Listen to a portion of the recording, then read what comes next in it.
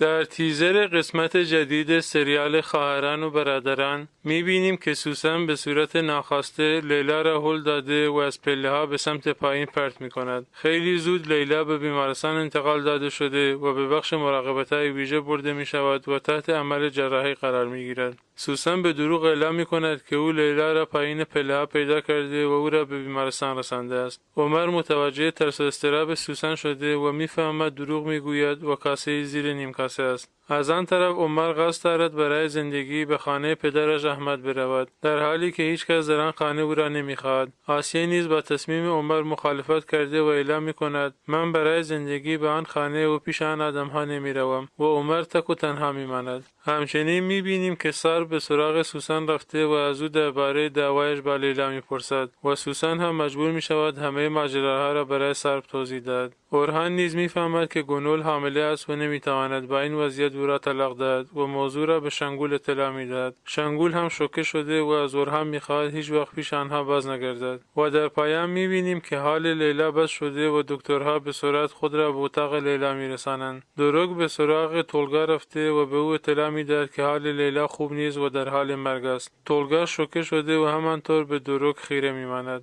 به این ترتیب در قسمت جدید شاهد اعزام لیلا به بیمارستان، تصمیم عمر برای زندگی در خانه پدر، حامله شدن گنول و احتمالاً مرگ لیلا هستیم.